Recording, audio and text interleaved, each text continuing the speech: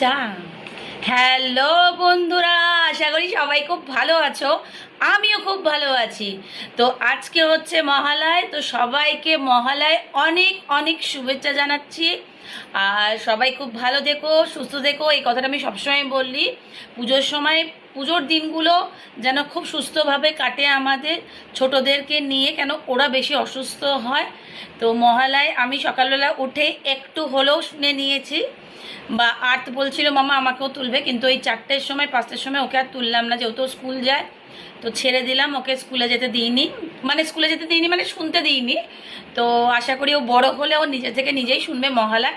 আর এই মহালয়টা আমাদের সাথে অনেক কিছু জড়িয়ে রয়েছে, অনেক স্মৃতি জড়িয়ে রয়েছে। আমরা যখন ছোট ছিলাম তখন ফুল তুলতে যেতাম, হাঁটতে যেতাম। আমাদের সল্টলেকের সেন্ট্রাল পার্ক বলে একটা পার্ক ছিল, তো আমরা এই সময়টা ওই সেন্ট্রাল পার্কে হাঁটতে যেতাম। আর যত প্যান্ডেল হচ্ছে ঠাকুর দেখে, ওখানে মূর্তি দেখে, তারপর চোখদান দেখে আমরা বাড়ি ফিরতাম।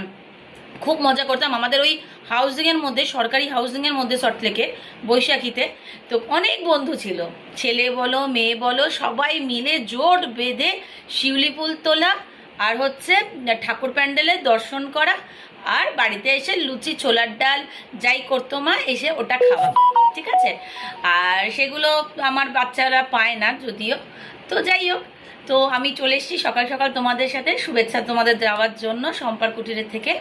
তো নিয়ে বসে পড়েছি চা, আর টা দুটোই আছে আমার সাথে।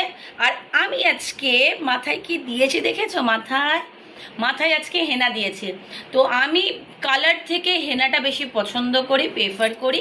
আমার কালারটা ঠিক পছন্দ হয় না, হ্যাঁ করি, মাঝে সাঝে করি, কিন্তু হেনাটা আমার ভীষণ ভালো লাগে। আমি ছোটোবেলা থেকে হেনা করতে খুব ভালোবাসি।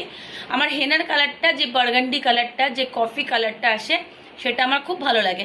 আমার ন্যাচারাল কালার ভীষণ ভালো লাগে, কিন্তু এই কেমিক্যাল কালার ওগুলো আমার ঠিক পছন্দ না। হ্যাঁ, ওগুলো চটজলদির জন্য বাজার চলতি প্যাকেট কাটো, তাড়াতাড়ি গোলো, মেখে না।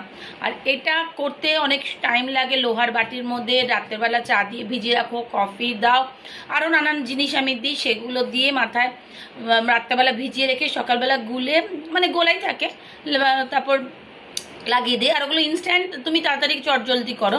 যাই হোক, পুজোটা বেশ একদম দোরগোড়ায়। আজকে হচ্ছে 20 তারিখ, মহালয়ও হয়ে গেল, মার চোখদান হয়ে গেল, মা আমাদের কাছে চলেও আসলো। তো সবাইকে শুভেচ্ছা, পুজোর আগাম দিয়ে রাখলাম। সবাই খুব ভালো থেকো, সুস্থ থেকো। চলো টাটা, চলে আসবো নতুন একটা ব্লগের সাথে, নতুন একটা শটের সাথে। টাটা, বাবাই।